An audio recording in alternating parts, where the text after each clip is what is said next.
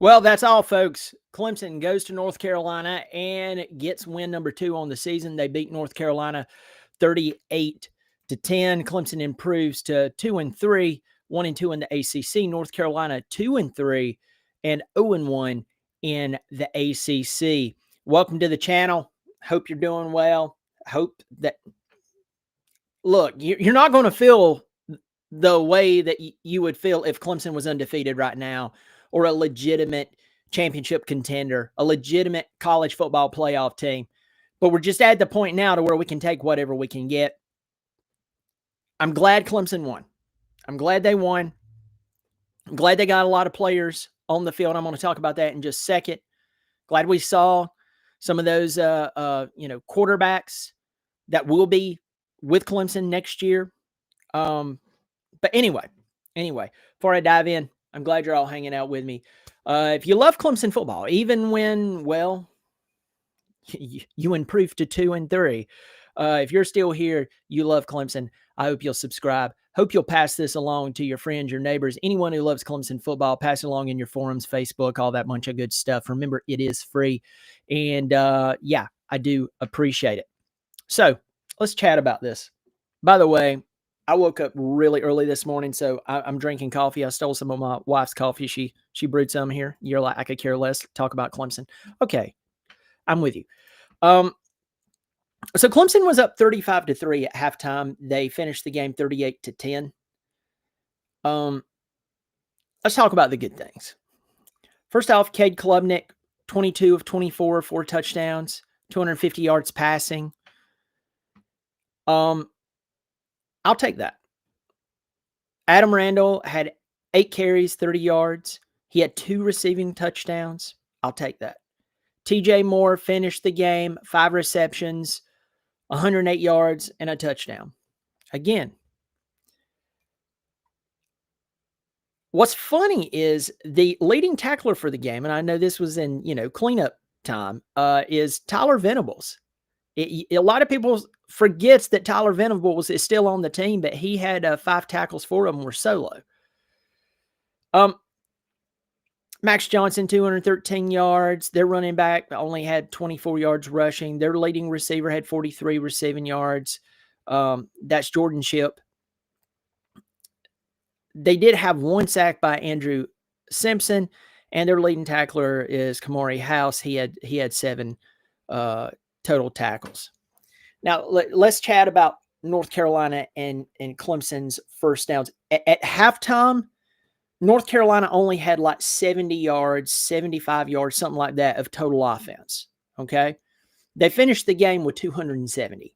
So in the second half, they moved the ball more. Of course, Clemson started getting in some other guys to play, but they were moving the ball, for, if my memory serves me correct, on most of Clemson's starters. So that did happen. Clemson had, what? I can't remember how many yards they had at halftime. It was like 350, 360, something like that. They finished the game with 488, okay? So for any of my math buffs out there, in the second half, they had less than 150 total yards in the second half. They passed for 399 total, 89 yards rushing.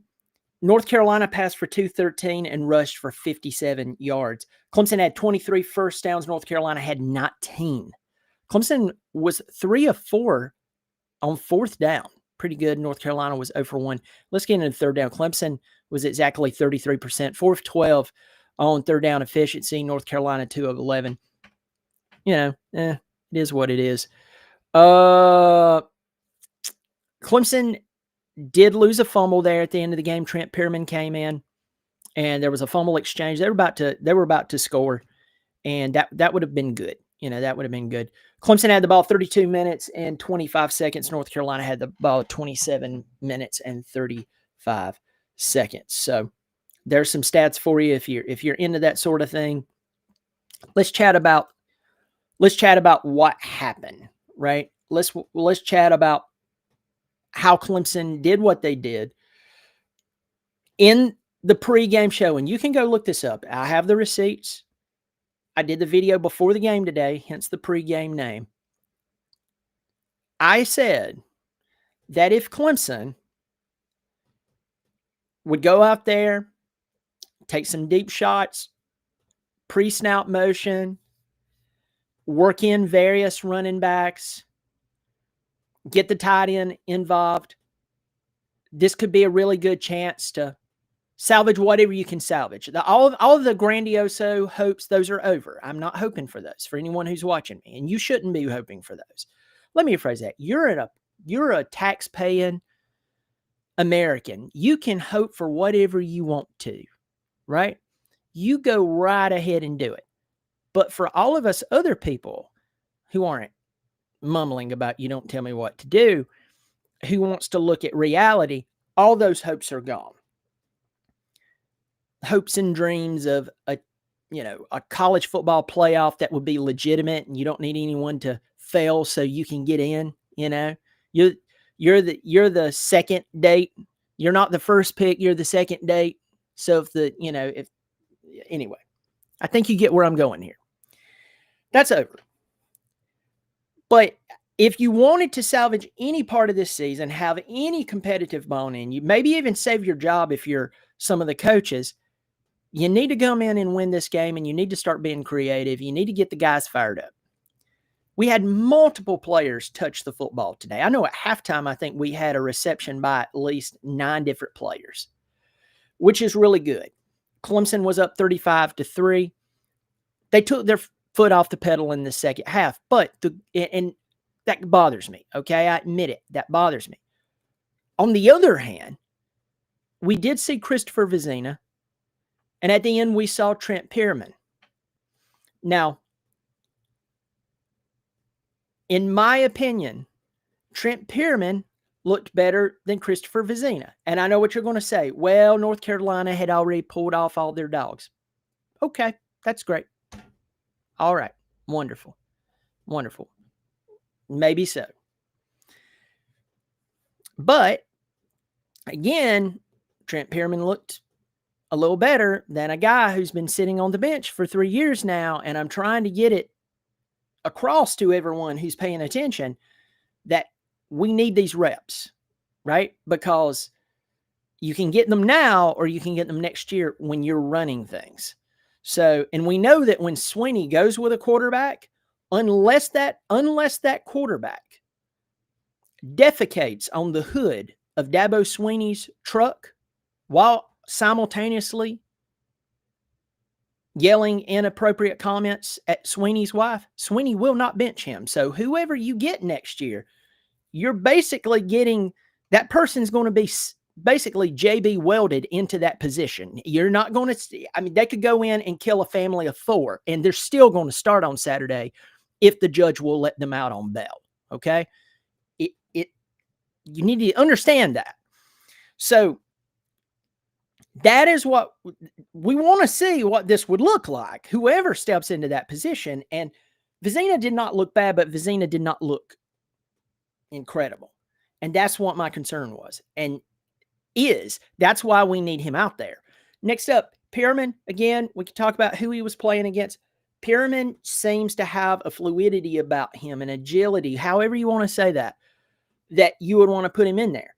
I will say this. I'm not saying that Pierman, I want this guy leading us against some big football team. Folks, we hadn't had a quarterback in a very long time to lead us like commandingly against a big football team in a very, very, very long time.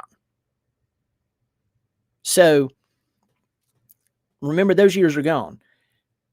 And our record reminds us of that. But Pierman did look better. And it's going to be funny if Pierman ends up being the man. Now, I don't know if they didn't play Chris Denson because of the 4-game redshirt deal. So he could redshirt. He can play 4 games. And then he can redshirt. Well, today would have been game number 5. Well, they redshirted him. If I understand that rule correct, I could be wrong. Forgive me. The rules change all the time. I'm just at the point, I just don't care. But I'm pretty sure that is a rule. That's probably why you didn't see Chris Denson out there. Next up, let's talk about this. We saw Gideon and David Easy get into the game. They had some moments. They had, they got experience. And we saw Keith Adams Jr. Now, one of you picked on me, and y'all are, I get it. And I think it's funny myself. One of y'all said, when you talk about Keith Adams Jr., you talk about him like Dabo talks about Cole Turner. And I get it. What I'm saying is, I just don't get how Keith Adams 2 years ago was a trusted back to come in and run when Moffitt and Shipley was there. They would bring him in, and the guy would do solid. And over the past 2 years, it's just like, I mean, did he defecate on Dabo's truck while yelling obscene gestures at Coach Sweeney's wife? I mean, what happened?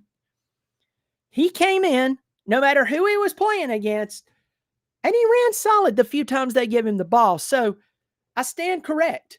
I mean, the guy, I don't get why they don't use him more, but it was good to see guys come in, get experience, because this is what Clemson needs. Clemson needs to win the football games, and then they need to set themselves up for the future. So, I mean, that's pretty much all you can say in this game. At least you didn't lose to North Carolina. On the other hand, I think North Carolina realizes right now that hiring Belichick's a legend. I don't care what's going on right now or in the offseason. I don't care what happened after he and Tom Brady were no longer together. I get that argument. Trust me, I get that argument. We can make those arguments. But at the same time, the guy is a legend. And it never seemed like a good fit to me. As soon as I heard that, I went, Belichick to North Carolina, I just don't think this is going to end well. This is not going to end well. And North Carolina is having to find out the hard way that if you want to be competitive in college football, you have to go after guys who know this game as it is, and as it is changing every day. You're going to have to hire someone that is up for that. Jeff Lebby down at Mississippi State took over a pure dumpster fire. They won, 2 games last year, something like that? They're already 4-1, and the guys turned it around. Why? He's a younger guy. He's been in the fire. He's ambitious. Bill Belichick has nothing to prove. And I think that's part of Dabo's problem. Dabo has nothing to prove. Right? He already has 2 national championships and playoffs that he can sit and talk about and look at everybody else and go, have you been to as many playoffs as I've been to? Unless Nick Saban's sitting in front of him, the answer is no. It's like, no. Okay, well then shut up. Right? I think that's played against Coach Sweeney. But a pre-national championship Coach Sweeney was a very hungry man. Why? He had not accomplished those goals. He hadn't reached the summit of the mountain. Well, he's done it twice. Bill Belichick has done even more than that, leading one of the most incredible runs in sports. And now he goes to the University of North Carolina. For what reason? And so you would probably, I'm going to go out on a limb, and I'm not taking a shot at Coach Belichick. I don't mean this bad, but literally, he's had all these accomplishments. What does he have to prove, folks? As to where you take someone like Jeff Lebby down at Mississippi State, I guarantee you, if you put him in that North Carolina job within 2 years, they'd be a pain. I didn't say they would win a national championship. I just said they would be a pain. Why? He knows. He not only knows this game, he also has something to prove. Belichick has nothing to prove. And that affects your drive. That affects your focus. And so I think that, once again, a school that has high academic standards, here they are showing us that just because they're intelligent when it comes to, certain subjects and so on, they're not good at hiring football coaches. And they're counting Belichick and Mac Brown, who I have a lot of respect for as well. They're hiring 2 gentlemen who are in their definitely in their retirement years. And that has not worked out for them. And so maybe the donors are telling them who they want to hire. Maybe it's the administration. I mean, have you ever dealt with someone who is in higher education that is snobby? I'm not saying everyone is that way. If you're hearing that, that's not what I'm saying. But I have dealt with some snobs in higher education. And I'm going to tell you this, they're some of the most arrogant people I've ever met in my entire life. They have a God complex like you can't imagine. And you can't tell them a thing. But before you give them an answer, you have to let them know where you went to school, and they have to respect that. And you have to be in a small circle for them to even entertain a thought from the peasants. And at that moment, even after everything comes crumbling down and their football team's losing like crazy, they're so arrogant they can't admit that they made the wrong hire, and they really don't know how to hire a football coach. And I could be majorly speaking out of turn here, but that's what I'm feeling like. This is what I'm seeing with North Carolina. North Carolina just looks terrible. And hearing Roddy Jones, I think it was Roddy Jones as one of the commentators said that Bill Belichick said, well, you know what? It's going to take 2 or 3 recruiting classes. And Roddy Jones was like, in the new college football, in the new college football, you look at Kirk Cignetti up at Indiana and what he's done, and he did it in 1 season. It looks like he's doing it again in year 2. People have no patience for that. And whether it's right or wrong, I understand it. But what does that truly come back to? It comes back to coaching. Kirk Cignetti has a lot to prove, even though he's been in coaching for years and he's won. He's won at every level he's led. Bill Belichick, again, he has nothing to prove, right? He has nothing to prove. So it's interesting. Let's talk about let's talk about Clemson now. I talked about North Carolina for a little bit because they're just that bad. They're really that bad. Let's talk about the Tigers right now. Next week, I think we're playing what? Boston College next week. I'm looking at the schedule right now. Yeah, we're playing Boston College next week. And Boston College is 1-4 overall. They got hammered by Pittsburgh today. And as you look at this game in Chestnut Hill, the thought is that Clemson should definitely beat Boston College. I'm holding out on saying that. I think that it's a safe assumption. But with this Clemson football team, we can't allow them beating a bad football team by 28 points. Most of that, 35 of those points were scored in the first half. Only scored 3 points in the second half. That is not good, okay? They didn't have to score 80 points, but they only scored 3 points in the second half. That should bother you, right? That should bother you. But anyway, the Boston College game looks favorable. And that's next Saturday night at 7:30 on the ACC network. It looks favorable. If they were to win that game, you're sitting at 2-2 in the conference. You're sitting at 3-3 overall. And then after that, SMU,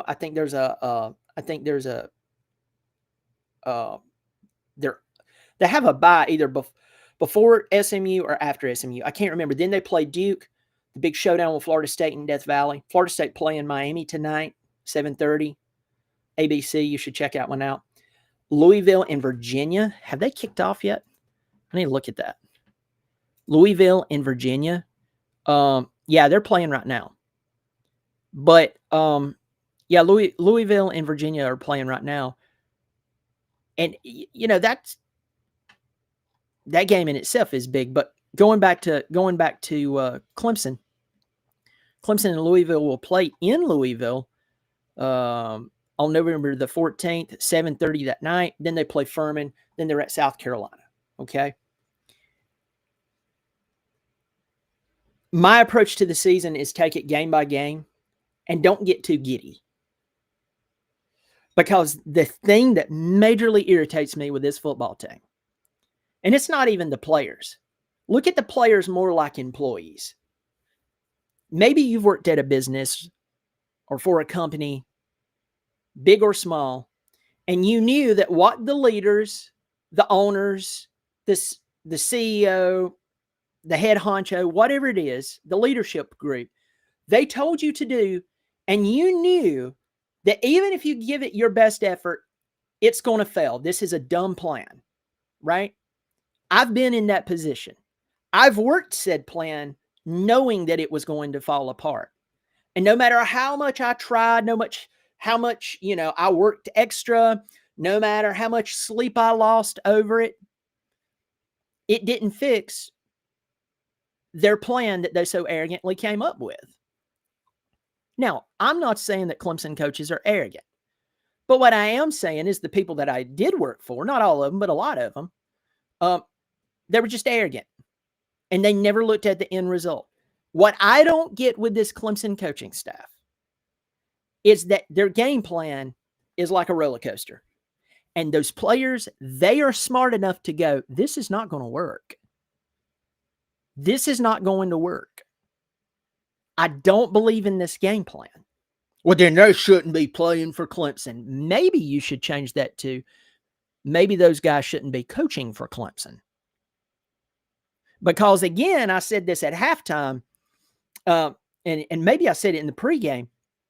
I flip between football games. I watch primarily Clemson during that entire game. I was, there, but I'll flip to other games. It is funny to me that in Clemson, South Carolina, we are so gullible to believe that once NIL entered the picture with Clemson, that was the great undoing of everything with Clemson, when in fact, if you go and watch other football teams, and I know that you're shocked, there's actually other football teams out there that's not on Clemson's schedule. It is shocking. They play, and they're paid, some of them a lot more than Clemson players, and listen to this, they still perform. It'll blow your mind that there's football players out there playing in college football right now who's being paid unbelievable money, and they still perform. Their coaches, if that blew your mind, this is going to be unbelievable as well. Go sit on the toilet because you're about to empty your bowels out in shock. Their coaches can actually coach at the level that they're at. It's unbelievable. So in Clemson, South Carolina, we're brainwashed into believing that NIL was what ruined it all. I'm not a fan of how it's got out of control. But I said that when coaches started getting paid $5 and $10 million a year to coach a game, that was our biggie, that we knew that it was way out of control. When the boosters were calling the shots, and that's been a long time coming. That's when it started going down. When coaches started getting paid $5 to $10 million to coach a game with $60 and $70 million buyouts, so they can, well, I don't feel like coaching this year. I can chill out. Well, y'all have to pay me to get rid of me. More times than not, that's how that works out. And when that happened, the game was already in the coffin. We just didn't want to accept it. And when players started getting paid, some of them laxed out. Some of them are just like lazy, right? There's others, again, that's being paid. They're doing well. They're still working hard. There's others, they're lazy. And that was the nail in the coffin. So I'm just telling you, I challenge you, after watching this Clemson football game today, I beg you, go watch other football teams play today. They're real. They're out there. And they are getting paid, and you'll be shocked. There's quarterbacks that are being paid a lot of money to go play at a school, and they transferred to another school. I know they were bad. That was awful, says the person who will, do anything for a couple extra dollars on the hour raise. Yeah, I know. That's very hypocritical of you. That these guys will go and play, and they'll actually perform. It's shocking. It's shocking. So I just want to poke holes in all the excuses of why Clemson has went because a lot of them are not completely true. It's very interesting. I'm going to get into the comment section here. Now I'm going to go downstairs and watch some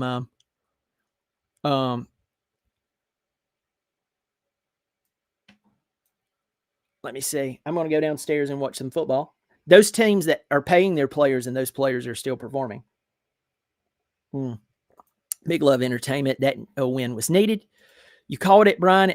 I at least see changes being implemented. Brian for OC. Hey, I'll take it. I'd take it right now. I'd take it right now. Good to see you, Joey. Can we please play hard for 60 minutes? Seriously, we need the message that we can play. Yeah, I know, man. I get it. And thanks for supporting the channel, Big John, on a monthly basis, folks. $3 or $5 per month, Big John. So hey, listen, I'm an independent. There's no one behind me. Is there? No.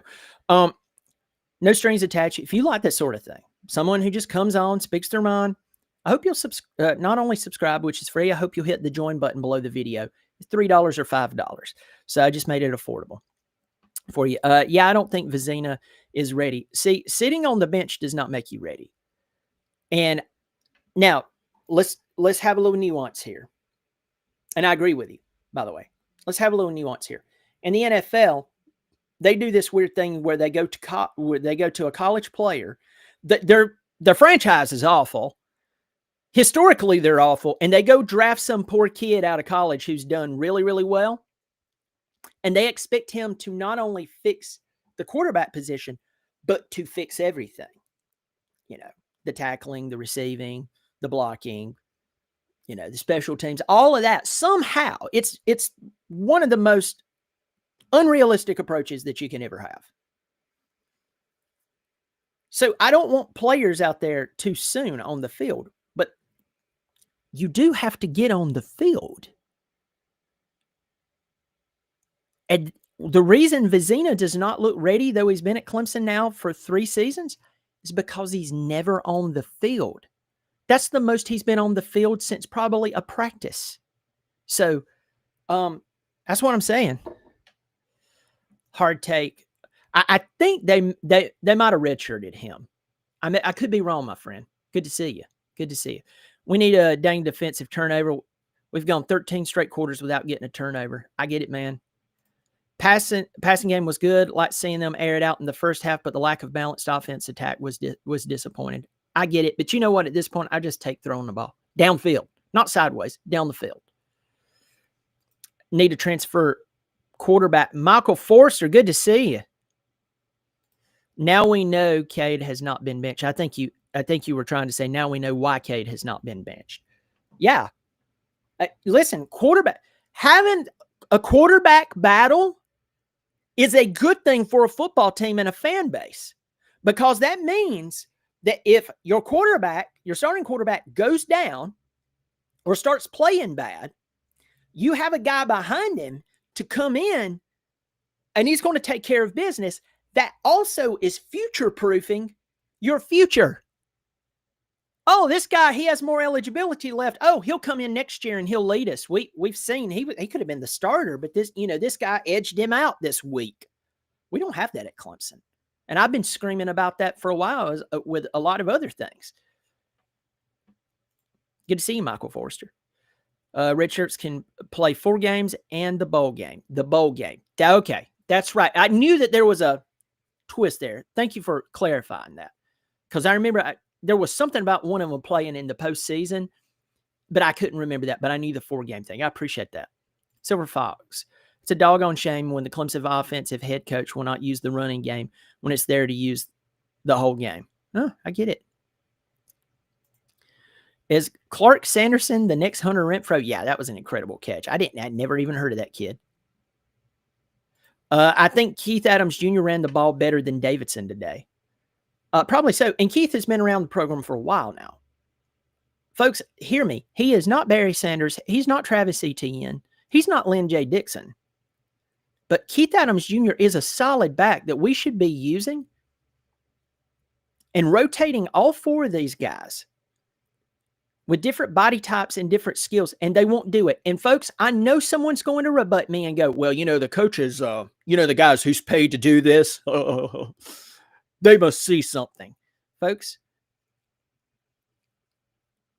we're 2-3 today. So I'm going to say this. There's a lot of things, out of respect to them and not being a jerk, that they're not seeing. So I think there's Power 5 schools who has better coaching than the Clemson Tigers right now as a whole. So doesn't matter if they're coaching at Clemson. Remember, the vast majority of that staff has absolutely nothing to do with the 6 consecutive playoffs and the 2 national championships in a 3-year period.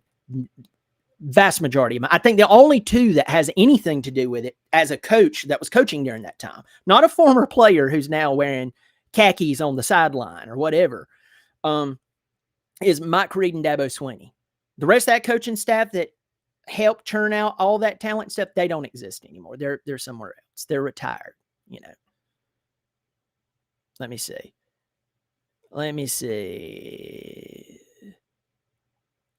Red's in here. Got Trevor Porter in here. If Cade would have stayed out there, we'd have 40 points. We were at the goal line when they took Cade out, and it changed the momentum. Yeah, I mean, and I'm not being a smart aleck here, but we did have 35 points, so that would have been a touchdown. So I get what you're saying, but we still should have. North Carolina's bad, but hey, I'm glad that they put the other guys out there so we can see who they are. It's good to see you, Justin Parrott. Let me see. We want Brent Venables back. I won't stop saying this till he's rehired along with Jeff Scott and Tony Elliott. What's up, Tiger fans? Joshua Leinert. Good to see you. Stephen P. Boring program. Boring program. Are you talking about me? Beating up a lousy UNC is bait for the fans? I mean, probably so, but everybody's depressed with the football team. So I wasn't so sure they were going to go win today. Yes, they've been that bad. But again, Kenneth Gallman says this: the second half left a bad taste in my mouth. I do agree with you there. I get what you're saying there. I do agree with you 100%.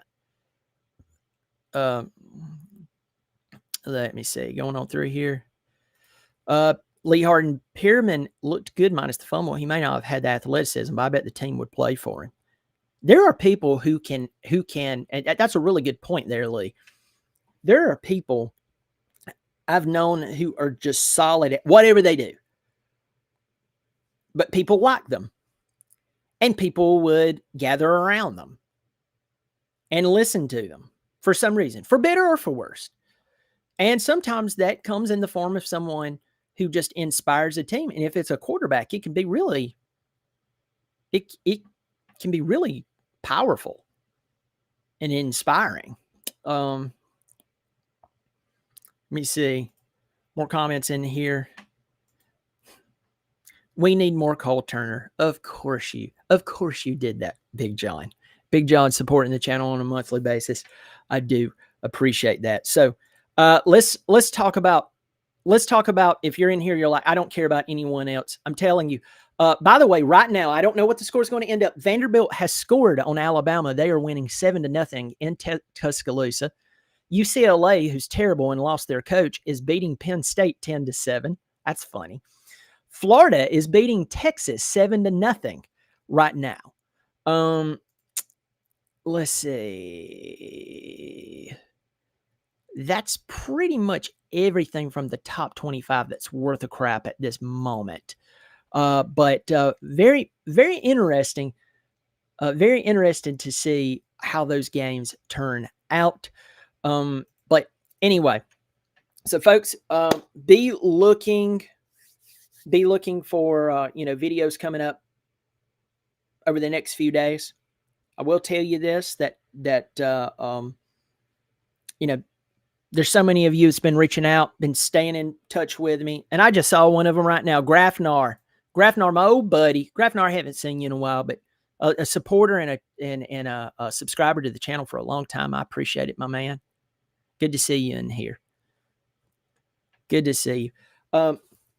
But, just keeping the videos coming out and just trying to keep you updated of what's going on with Clemson. And then just trying to address some of the things that y'all say, whether it's good or bad, and just kind of take a look at it. But anyway, this is I'm gonna finish with this. There's 70 of you in here right now. Some people started logging off when I started talking about other teams. That's fine. I don't blame you. I do have another channel that I talk about other teams on. Another college football podcast. Go check that out. Anyway, here's what I was going to say.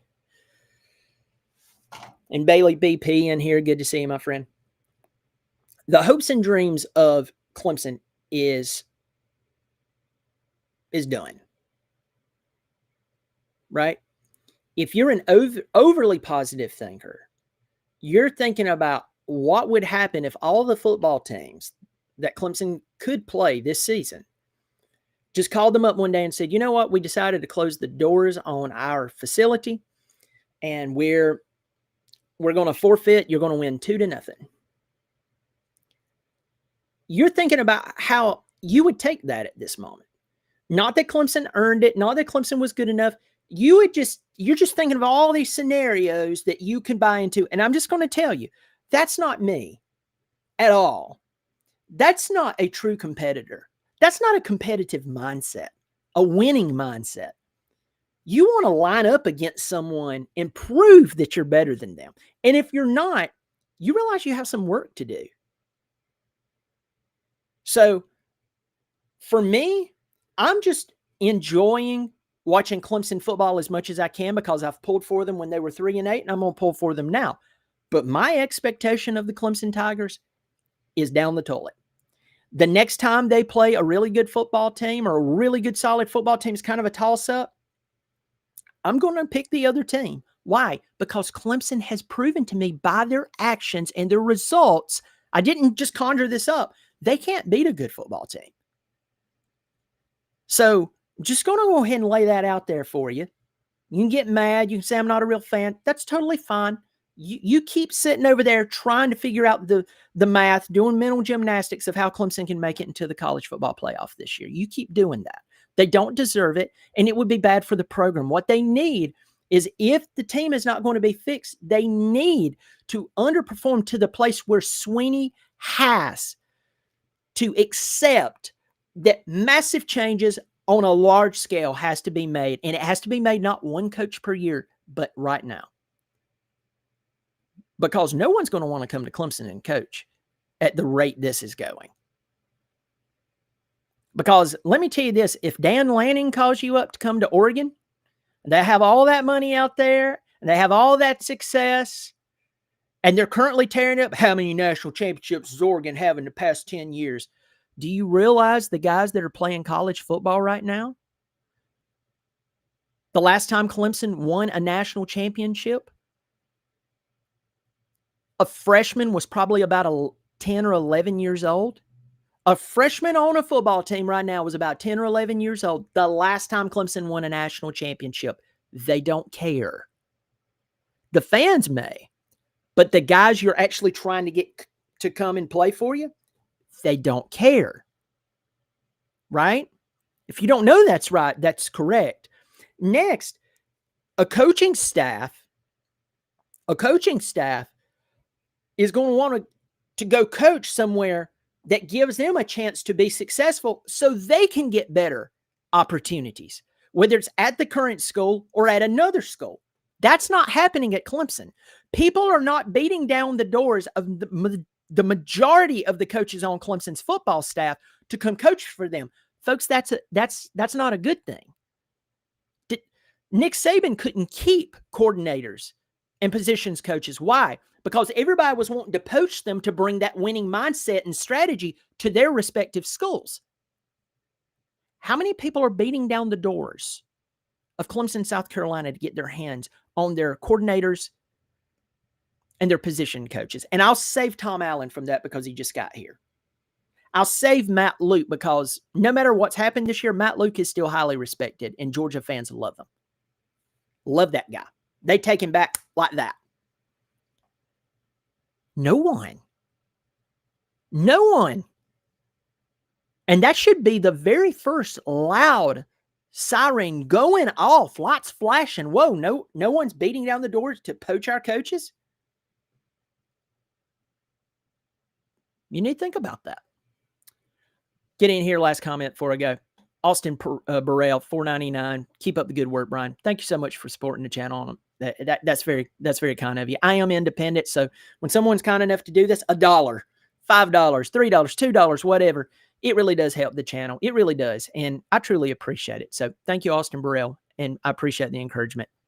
Folks, y'all take care of yourself. Be looking out for the videos. I may do another call-in show coming up. But anyway, y'all take care of yourself, and as always, go